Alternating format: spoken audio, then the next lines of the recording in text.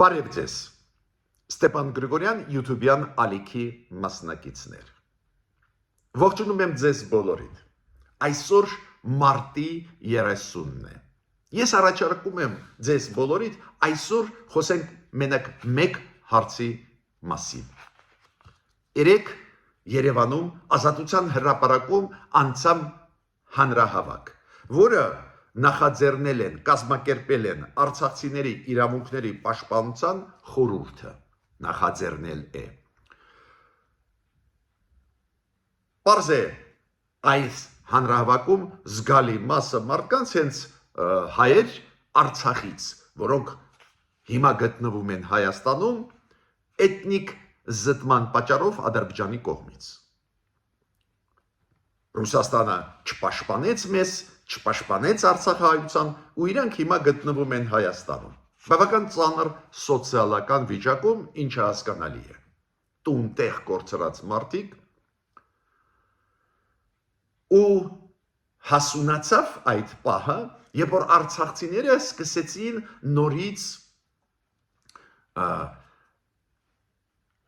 նորից բարձրացնել իրանց իրավունքների հարցը, ինչը համարում եմ շատ տրամաբանական։ Քանի որ հենց հիմա լուծվում է Արցախահայության հարցերը, հիմա լուծվում են, բայց Արցախահայության ձայնը չի լսվում։ Ուրեմն ինձ համար շատ հասկանալի է, որ ծնվեցին նախաձեռնություններ, որոնց համաձայն Արցախահայությունը ուզում է ձայնը բարձրացնել։ Ու այս հանրահավաքը, որը անցավ երեկ Երևանում Ազատության հրապարակում, ընդունեց հայտարարություն, պահանջ, առաջարկություններ եւ Հայաստանի կառավարությանը եւ միջազգային հանրությանը։ Միջազգային հանրության տարբեր սուբյեկտերին, տարբեր պետություններին, տարբեր միջազգային կառույցներին։ Ես սկզբից ձեզ կներկայացնեմ այն գլխավոր թեզերը, գլխավոր պահանջները, որոնք դրվեցին երեք հանրահավաքում, ընդունվեցին ու ուղարկվեցին Հայաստանի կառավարությանը եւ միջազգային հանրությանը, դրանից հետո մենք վերլուծենք։ Ես կասեմ իմ կարծիքը ինչի հետ է կապված, որ Արցախահայությունը ստիպված էր հանրահավաք հավաքել ու իր պահանջները բարձրացնել։ Ինչը կարծես թե շատ տրամաբանական է, բայց ինչու դա հենց հիմա եղավ։ Ու երկրորդը իմ առաջարկությունները ոնց պետք է պահի մեր կառավարությունը, ոնց պետք է այս հարցերին արձագանքի։ Ուրեմն սկսում ենք մենք առաջի հերթին այն հայտարարությանը, որը ընդունվեց այս հանրահավաքի ժամանակ։ Ուրեմն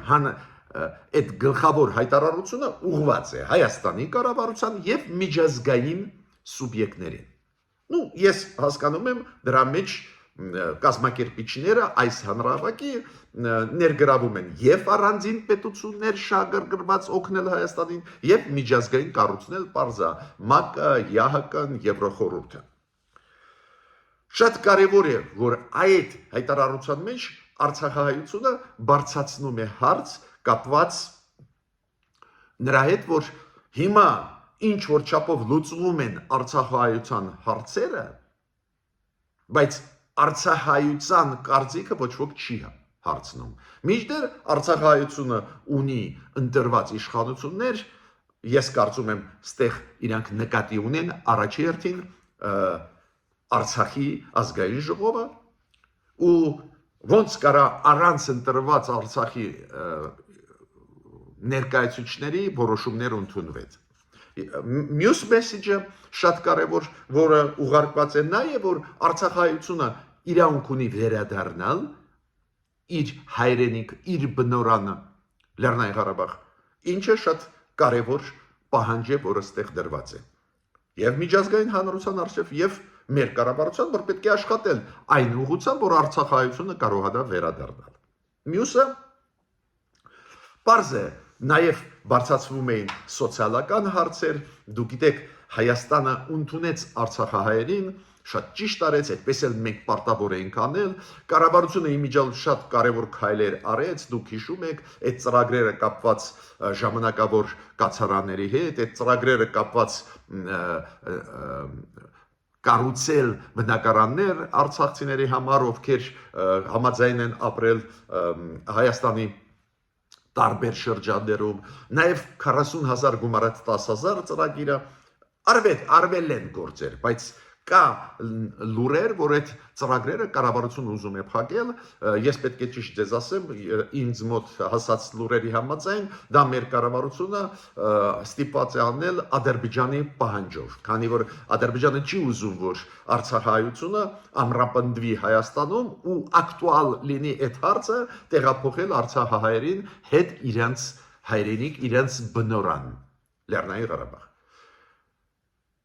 Ու կարևոր է, որ այդ սոցիալական հարցերի ծրագրերի պաշտպանությունը եւ հետեւողական շարունակական իրականացումը պետք է լինի։ Մյուսը պարզ է, որ շատ կարևոր է իրոք կազմակերպել միջազգային կոնֆերանս դոնորների։ Դա շատ ընդունված ձև է դոնորների կոնֆերանս, ովքեր կաջակցեն Հայաստանին, որ արցախայցան կարիքները նաև բնակարանաշինության հետ կապված ապահովվեն։ Մյուսը հարցը կապված նրա հետ, որ Հայաստանը չպետք է հետ վերցնի գործերը միջազգային դատարաններից, հիշում եք Հայաստանը եւ եվրոպական դատարան, եւ միջազգային ՄԱԿ-ի դատարան հաղթող դուրս եկավ մի քանի գործերում, որ Հայաստանը հետ չվերցնի, նաեւ որ Հայաստանը անպայման դիմի միջազգային քրեական դատարան, որ պատժվեն այն Ադրբեջանի ղեկավարները, ովքեր էթնիկ զտում կատարեցին, չհրաժարվել Մինսկի խմբից, ուրեմն բավական տրամաբանական պահանջներ են դրված այս հանրահավաքի ժամանակ։ Ես հիմա չեմ քննարկում, ով թիկունքում այդ շարժման կանգնած է, ով չէ, ինձ համար շատ կարևոր է։ Տրամաբանական էին այս պահանջները, այս նախաձեռնող խմբի եւ հանրահավաքի մասնակիցների, թե ոչ։ Բավական տրամաբանված են, հիշում եք, մենք ասել ենք, որ այս վերջի զիջումները մեր կողմից, Հայաստանի կողմից, խաղաղության պայմանագրում, հիշում եք այդ երկու կետը, հետ վերցնել մեր գործերը միջազգային դատարաններից եւ երրորդ ուժերի չտեղեկայումը երրորդ պետությունների ուժերի հայ-ադրբեջանական սահմանում իրոք հարցեր են առաջացնում, իրոք դժգոհություն առաջացնում են եւ հասարակության ներսում եւ վտանգ իրենց պարունակում են, մենք դա քննարկել ենք։ Ինչքան էլ ես կողմնակից չլինեմ խաղաղության պայմանագրի, ինչքան էլ չեմ տանում առաջ խաղաղության օրակարգը, որը իրոք ճիշտ ճանապարհ է, այնուամենայնիվ միշտ ես ասում եմ, հասկանում եք, պետք է լինի կարմիր գիծ զիջումների։ Հիմա պարզվում է, որ այս խաղաղության պայմանագրից դուրս էլի զիջումներ Ադրբեջանը պահանջում է, դուք հիշում եք դրա մասին, սահմանադրության փոփոխություն, Մինսկի խմբից հրաժարում եւ այլ եւ այլ։ Մինչդեռ նույն Մինսկի խմբից հրաժարումը կոպիտ ասած այդ մեր ֆունկցիան չի Հայաստանի, քանի որ Մինսկի խումբը ստեղծվել է ոչ թե Հայաստանի հարցերը լուծելու համար, այլ Լեռնային Ղարաբաղի հարցերը լուծելու համար։ Ստեղ Լեռնային Ղարաբաղի ձայնը պետք է լսվի։ Հիմա ես ձեզ ներկայացրեցի մի մասը պահանջների, համարում եմ, որ այս հանրահավաքը լուրջ հանրահավաք էր, մարդաշատ, իշխանությունները պետք է դրա վրա ուշադրություն դարձնեն, շատ լուրջ ուշադրություն, այդ process-ը լուրջ process է, Արցախայությունը բարձրացնում է իր ձայնը, իր իրավունքները պաշտպանելու, ու քանի որ իրոք Հայաստանը ստանձնել է Արցախահայերին աջակցությունը, որ կտա աջակցություն, իրոք միջազգային հանրությունը սկսեց օգնել, բավական մեծ օգնություն տվեց Եվրոմիությունը, Միացյալ Նահանգները, առանձին Եվրոմիության պետությունները, ուրեմն պարտավորություններից Հայաստանը չի կարող հրաժարվել։ Հիմա, բայց շատ կարևոր է, որ մենք ձեզ հետ վերլուծենք, այդ ինչի հետ է կապված, որ բավական բարձր վիճակում գտնվող Հայաստանը, բավական երկար ժամանակ Արցախայությունը հարցեր չէր բարձրացնում, հասկանալով, որ ծանր է վիճակը Հայաստանի, բայց այնուամենայնիվ մարդիկ իր ձայնը բարձրացրեցին, ես երեք ուշադիր հետևեցի, գիտեք ինչին, ոչ միայն այդ հանրահավաքի ելույթներին ուշադիր էի, նաև շատ ուշադիր էի այն on-line տարբեր ռեսուրսները, ովքեր ինտերվյու կարճ 1-2 րոպեանոց վերցնում էին հասարակ մարդկանցից, ովքեր այդ հանրահավաքի մասնակիցներն էին։ Զգալի մասը արցախցիներ էին, բայց ասեմ ձեզ շատ էին նաև Հայաստանից հայեր, բոլորս հայ ենք, բայց հիմա Արցախի մենք քննարկում ենք հարց, դա է պատճառը, որ ես օգտագործում եմ արցախցիներ, բոլորս հայեր ենք, եւ արցախցիները հայ են, եւ մենք երևանցիք եւ գյումրեցիք, բոլորս հայ ենք, բայց հիմա արցախցիների մասին է խոսքը։ Ու շատ էին մարդիկ տարբեր ռեգիոններից Հայաստանի, ովքեր եկան, մասնակցեցին ու բարձրացնում էին հարցեր։ Անկեղծ ձեզ ասեմ, շատ լուրջ բաներ էին մարդիկ ասում, շատ տպավորիչ էր, չէր երևում, որ ինչ որ ուղղորդված մարդիկ են գալիս, չեն էլ հասկանում ուր եկան, այդպես չէր։ Արցախահայությունը, ձեզ պետք է ասեմ, շատ ինտելեկտուալ ժողովուրդ է, հայերի բոլոր հայերի պես։ Արցախահայությունը մեկ պրոբլեմ ուներ, իրանց ղեկավարները, պրոռուսական ղեկավարները, ովքեր տանում էին անընդհատ արցախահայությունը դեպի պրոռուսականություն, հենց դրա պատճառով էլ նաև այդ թվում կորցրեցինք, ու գոնե էս փուլում Լեռնային Ղարաբաղ։ Բայց ինքը ժողովուրդը, արցախահայերը իրոք գրագետ մարդիկ են, իրոք հայրենասեր մարդիկ են, ու ես ուշադիր լսեցի ինչ էին ասում։ Այդ process-ը գրագետ ճիշտ process է, այս փուլում գոնե այդպես է։ Հիմա ես ուզում եմ ձեզ ներկայացնել իմ կարծիքը, բայց ինչի հետ է կապված, որ ի վերջո ստիպված էր արցախահայությունը համախմբվել։ Նու նախ ուզում եմ ասել, որ իրոք սոցիալական վիճակը շատ ծանր է արցախահայության։ Հիմա էլ մեր կառավարությունը ասում է, որ այն ծրագրերը 40 գումարած 10,000-ը դա չի շարունակի, լուրեր կան, նաև կառավարությունը ասում է, որ այն բնակարանային իրավիճակի բարելավման process-ներ կկանգնի, չի ֆինանսավորի։ Պարզ է, սոցիալական վիճակը շատ ծանր է, արցախահայությունը չի ուզում լքել Հայաստանը, արցախահայությունը ուզում է մնալ Հայաստանում, որ Հայաստանից, երբ որ հնարավորություն լինի, վերադառնան իրենց բնորան, իրենց հարազատ Լեռնային Ղարաբաղ։ Ուրեմն այս սոցիալական վիճակն էլ մեծ դեր խաղաց։ Բացի դրանից մեծ դեր խաղաց այն, որ արցախահայությունը տեսնում է, որ կարծես թե Հայաստանը կաշկանդված է, բավական մեծ ճնշման տակ է գտնվում Ռուսաստանի քաղաքականության պատճառով, Թուրքիայի, Ադրբեջանի ու մարդիկ մտահոգված են, որ Հայաստանը չի կարող կտրուկ քայլեր անի պաշտպանելու Հայաստանը, Արցախի հայերի իրավունքները ու դա է պատճառը, որ նաև արցախահայությունը իր ձայնը բարձրացնում է։ Բացի դրանից, գիտեք, ես պարբերաբար երբ որ լսում եմ մեր պաշտոնյաների հայտարարությունները, մեկ-մեկ զարմանում եմ, քանի որ շատ ու շատ հայտարարություններ իրոք հարցեր են առաջացնում։ Օրինակ, վարչապետը հիշում եք, վերջի այդ քարոզիայի ժամանակ մի միտք ասեց, որ պետք է փակել Ղարաբաղյան շարժումը։ Իրոք դա մտահոգում է մարդկանց ու ինչի մենակ արցախահայերին։ Օրինակ ինձ դա մտահոգեց, ես մի օր ասեցի, զարմացած էի այդ ասացին, քանի որ կոպիտ ասած շարժումները չեն փակում բացում։ Դա մեծ process է, նաև ինքնաբուխ տարեր կան այդ process-ում։ Երբ որ սովետական միություն քանդվում էր, արցախահայերը բարձրացրեցին իրանց իրավունքների հարցերը, Հայաստանում գնում էր դեպի ազատություններ գնալու process։ Այդ որ մենք ասում ենք Ղարաբաղյան շարժման process, որի մասնակիցը ես էի ակտիվ։ Այդ process-ը պարունակում էր երկու բաղադրիչ։ Հայաստանի դեպի ժողովրդավարության գնալը եւ Լեռնային Ղարաբաղի իրանց իրավունքների, հայերի իրավունքների պայքար։ Ու այդ օբյեկտիվ process էր, փաստեր կան, կարդալ կարելի է հոդվածները, նայել այդ մեծ հանրահավաքները, ու լսում ես պաշտոնյաներից Հայաստանի այսօրվա, որ պետք է փակել։ Այդպես չի, շարժումները փակելով, բացելով չեն, արհեստական դա process-ներ չեն։ Բայց պարզեպ դա մտահոգեց մարդկանց։ Մյուսը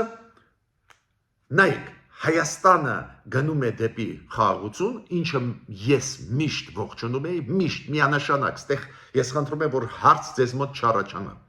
բայց չի ստորագրում խաղաղության պայմանագիրը Ալիևը։ Ու դա պարզ է թույլատնում է ներսում, Հայաստանի ներսում դիրքերը Նիկոլ Փաշինյանը, քանի որ կառավարությունը գնում է դեպի խաղաղություն, Ադրբեջանը քիչ է որ չի ստորագրում խաղաղության պայմանագրի տեքստը, որտեղ կա լրջագույն զիջումներ Ադրբեջանին, նաև այդ թվում Հայաստանը հրաժարվում է իր գործերից միջազգային դատարաններում, նույնիսկ դա չի ստորագրում Ալիևը։ Ավելին, 3-4 ելույթը Ալիևի Շուշին ֆանտաստիկայի ժանրից է։ Ինքը ասեց, ինքը պայքարում է հայկական ֆաշիզմի դեմ։ Պատկերացնում եք, ինքը կատարեց ֆաշիզմ, ինքը հանեց Լեռնային Ղարաբաղի հայերը։ Ուրեմն ինչ եմ ուզում ասել։ Այս արցախահայության բարձրացրած ձայնը բողոքը շատ օբյեկտիվ է, եթե գործող կառավարությունը ուզում է խաղաղություն, բայց Ալիևը չի ստորագրում, մարդիկ հասկանում են, որ լուրջ է վիճակը։ Դուք գիտեք, որ Ռուսաստանում փակվեց Արցախի ներկայացությունը։ Դուք գիտեք, որ Ռուսաստանը հրապարակեց, որ Մինսկի խումբը ՀՀԿ-ի պետք է փակվի։ Դուք գիտեք նաև, որ մեր կառավարությունն էլ հակված է համաձայնվել Ադրբեջանի Մինսկի խումբը փակել։ Ու դա պարզ է առաջացնում է արցախցիների մոտ հարցեր։ Եթե փակում ես Մինսկի խումբը, ուրեմն իրանք չեն կարող իրանց հայրենիք վերադառնալ Լեռնային Ղարաբաղ։ Ու ինչու պետք է այդ ֆունկցիան ստանձնի Հայաստանը։ Իրոք ես ասել եմ ձեզ ու այսօր էլ ասում, ինչու մենք պետք է հրաժարվենք։ Ուրիշ բան է, Ժորժ ջան։ Եթե դուք ինձ ասեք, պարոն Գրիգորյան, գիտեք ինչա, այս փուլում թույլ ենք, արի գնանք մի քանի զիջումների խելքի գանք, հետո մի քիչ քաղաքականապես, դիվանագետապես, դիվանագիտորեն բարձրացնենք մեր պահանջները։ Դեմ չէ։ Բայց ես տեսնում եմ, որ ոչ մի բանի չի համաձայնվում Ադրբեջանը, չի ստորագրում նոր ու նոր նախապայմաններ։ Ուրեմն ես ուզում եմ հասկանալ, ձեզ ներկայացնել, որ դա շատ բնական բողոք է արցախահայության։ Հուսով եմ, որ նաև պետական ինստիտուտները Լեռնային Ղարաբաղի ձայնը իրենց կբարձրացնեն։ Այս նախաձեռնող խմբի մեջ արցախահայության իրավունքների պաշտպանող խորհրդի մեջ չկան նախկին կամ վերջի ժամանակվա Արցախի ղեկավարներ կամ ազգային ժողովի ներկայացուցիչներ։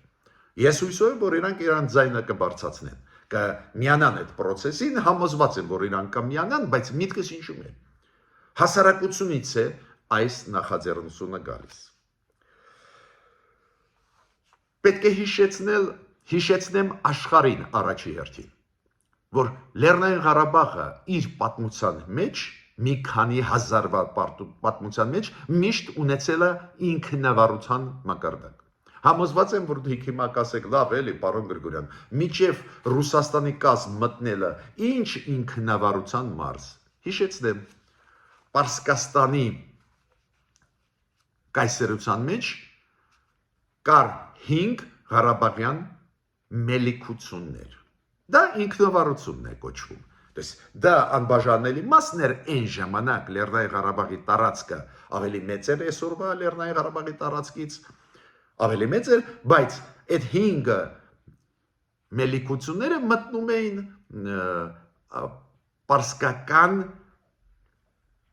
կայսրության մեջ որպես մելիքություններ։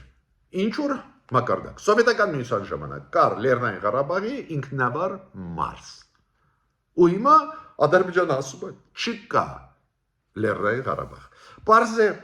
դա ինչ է նշանակում։ Դա նշանակում է, որ ընդհանրապես պատմությունը Արցախի, Լեռնային Ղարաբաղի ուզում է ջնջել Ադրբեջանը։ Ու քանի որ մենք չենք տեսնում մեր կառավարությունից ինչ որ քայլեր դրան դիմադրող, օրինակ ես զարմացած եմ, որ Խաղաղության պայմանագրի մեջ չկա ոչ մի դրույթ կապված Լեռնային Ղարաբաղի հայերի իրավունքների հետ։ Ի վերջո, վերադարձի իրավունքը դա միջազգային նորմեր է, ես խնդրում եմ, էլի, չմտածեք, որ Ստեփան Գրիգորյանը ինչ խելոք մարդ է, ինչ նուրբ բաներ է ձեզ ասում։ Այդ միջազգային նորմերից եմ ես վերցրել։ Լեռնային Ղարաբաղի հայերը ունեին ինքնավարություն, ոչ ոք առանց իրենց համաձայնության իրավունք չունի ցրել։ Նայեք նույն եվրոպական տեղական ինքնակառավարման կոնվենցիան, որի անդամն է եւ Ադրբեջանը եւ Հայաստանը։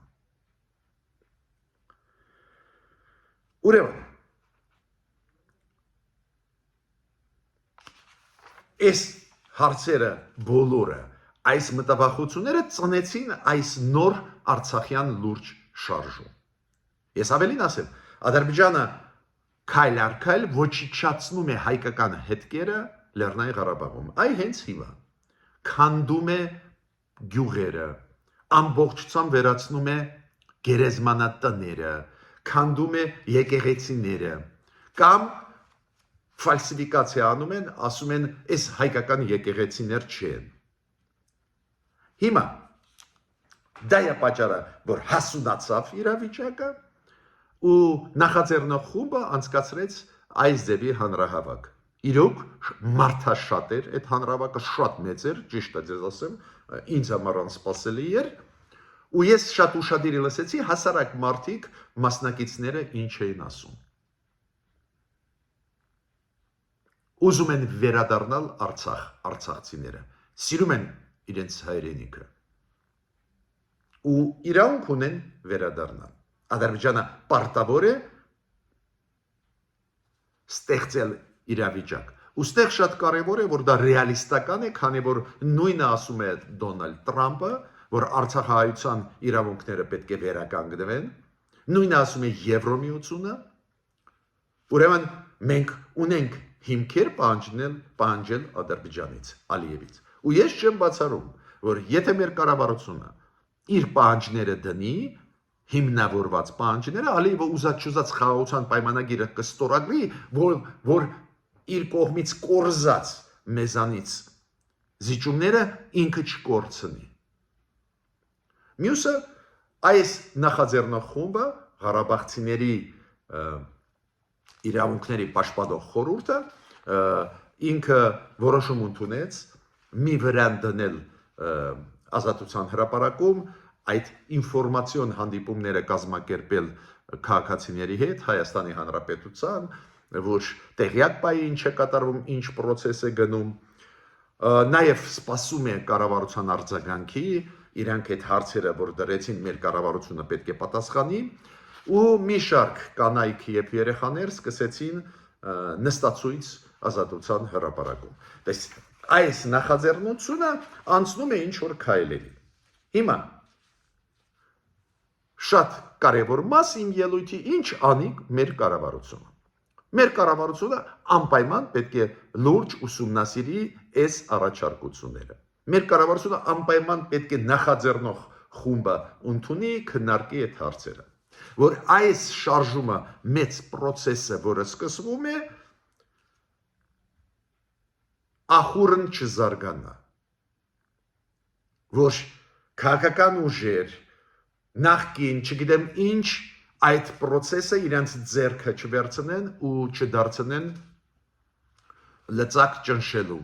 Կառավարությունը անպայման նախաձեռնող խմբի հետ պետք է հանդիպի, քննարկի ու իր քաղաքականության մեջ շեշտադրումները փոխի։ Պնդում եմ, Հայաստանը ոչ մի դեպքում չպետք է դուրս գա Մինսկի խմբից, քանի որ այդ Հայաստանի իրավունքը չի։ Ֆորմալ մենք կանք, Ադրբեջանի կառավարությունը այդ Մինսկի խմբում կան, բայց միայն ֆորմալ, քանի որ լուծվում էր ոչ թե Ադրբեջանի կամ Հայաստանի հարցը, այլ Լեռնային Ղարաբաղի հայերի իրավունքները։ Ու եթե նույնիսկ մենք հիմա մոռանում ենք տարածքային ամբողջականությունը, ընդունում ենք, որ Լեռնային Ղարաբաղը մի մասն է Ադրբեջանի, նույնիսկ եթե այդպես է ու Հայաստանը ի պաշտոն է ընդունեց, Լեռնային Ղարաբաղի հայերը իրավունքներ ունեն։ Դա մարդու իրավունքների ոլորտն է, դա սահման չի ճանաչում։ Ուրեմն ես առաջարկում եմ կառավարությանը այդ process-ը ես մեծ փորձ ունեմ պայքարի, նաև հանրավակային 1988 թվից ես հենց մասնակիցն եմ ամենաառաջի հանրահավաքի, որը կազմակերպել է Իգոր Մուրադյանը, դա փետրվարի 19-ն էր 1988 թվի, ու պետք է ասեմ, որ հասկանում եմ լրջությունը զարգացումների, երեք լուրջ հանրահավաք էր, իշխանությունը պետք է արձագանքի, նախաձեռնող խմբի հետ քննարկի հարցեր, լուծումներ միշտ կարելի է գտնել, եւ մենք ամեն ինչ պետք է անենք, որ Արցախահայությունը մնա Հայաստանում, հենց դրա պատճառով Արցախահայությունը բարձրացնում է այդ հարցերը։ Իրանք ասում են չենք ուզում լքել Հայաստանը, չենք ուզում լքել Լեռնային Ղարաբաղը։ Մենք ուզում ենք վերադառնալ Լեռնային Ղարաբաղ։ Եթե մենք լքենք Հայաստանը, հավանականությունը վերադառնալ զրոյանում է։ Ուրեմն ես ավարտեցի իմ ելույթը, հատուկ ուշադրություն դարձրեցի այդ հանրահավաքի վրա, քանի որ այդ լուրջ քաղաքական process է, որին պետք է կառավարությունը մենք Հայաստանում շատ adekvat արձագանքենք։ Ես խնդրում եմ ձեզ բաժանորդագրվել, կիսվել, լայքել, միջ նոր հանդիպումներ։